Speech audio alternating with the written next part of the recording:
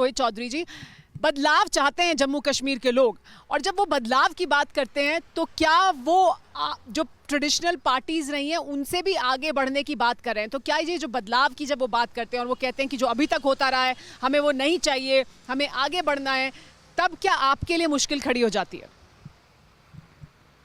Good morning, जय हिंद। सबसे पहले तो देखिए, इस बार जो इलेक्शन है वो हम मुद्दों जी। के ऊपर लड़ रही।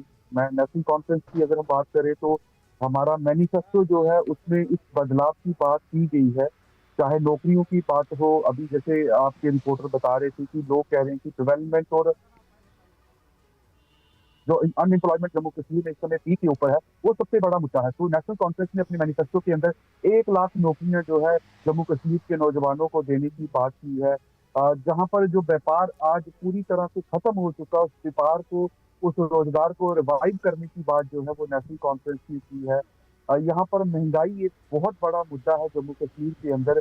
बिजली के किराए हो, आप बॉर्डर के ऊपर जो लोग रहते हैं उनके घरों में 4-4, 5-5 हजार रुपया बिजली का किराया जो आ रहा है, हमने उसके ऊपर बात की है कि हम लोगों को बिजली जो है 200 यूनिट फ्री देंगे, सिलेंडर फ्री देने की बात की है। अब इसमें कुछ जी लोग ये कहते हैं कि फ्रीबीज देने की बात कर रहे हैं, बट ऐसा नहीं है। रोहित जी, हमारे रोहित पास जी, रोहित रिसोर्सेज जी हैं, हम देखिए, यहाँ रोहित जी, बिजली पैदा करके। रोहित जी, ये आपने वादे किए हैं, आपने नौकरी का वादा किया है, आपने मैनिफेस्टो सामने रखा है, आपने तमाम वादे किए हैं। मैं वापस आपके पास आऊंगी ये समझने के लिए कि लोग जब बदलाव की बात करते हैं तो वो राजनीतिक परिदृश्य जो है, जो यहाँ का राजनीतिक सीन है, उसे भी बदलने की क्या बात कर रहे हैं, और वो आपके लिए क्या चिंता की बात है? और देखिए, मतदान इस वक्त चल रहा है, लोग कतारों में खड़े, सुबह का समय है, लेकिन फिर भी आप देखिए लोग हैं। लोग बार बार इस बात को कहते हैं कि सेंट्रल की जो स्कीम्स हैं, जब भी किसी शख्स से पूछिए, और अगर वो एंटी इनकम्बेंसी की बात करता है या बेरोजगारी की, महंगाई की बात करता है, लेकिन वो साथ में इस बात को कहता है कि जो सेंट्रल की स्कीम्स हैं उसका फायदा मिला है, लोगों को गैस मिली है, हमें राशन मिल रहा है, हमें किसानों को जो राहत मिलनी चाहिए, हर 3 महीने पर 2,000 रुपए जो मिलते हैं 3 से 4 महीने पर, वो हमें मिल रहा है। इसके अलावा आयुष्मान कार्ड का लोग जिक्र करते हैं, लाडली बहनों योजना का जिक्र करते हैं। तो ये तमाम चीजें हैं जिससे लोगों को राहत मिली है।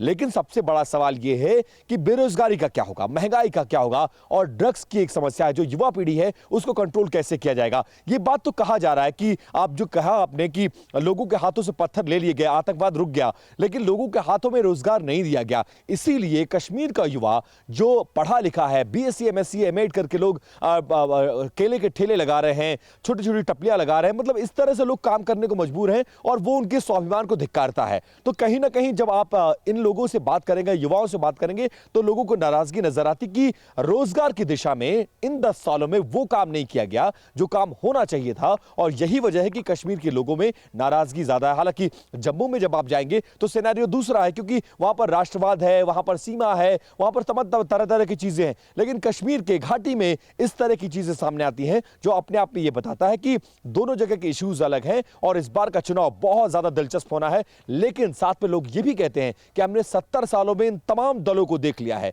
ऐसे में हमारे पास विकल्प नहीं है। उमर अब्दुल्ला एंड फैमिली के शासन को लोगों ने देखा है, पीडीपी के शासन को देखा है। इसके अलावा जब यहां पर गवर्नर रूल और प्रेसिडेंट रूल लागू किया गया, उससे पहले बीजेपी और पीडीपी की सरकार थी, तो कांग्रेस की सरकारों को लोगों ने देखा है। तो लोगों को लगता है कि हम हर बार ठगे गए हैं, लेकिन इस बार क्या होगा, यह सबसे बड़ा सवाल है।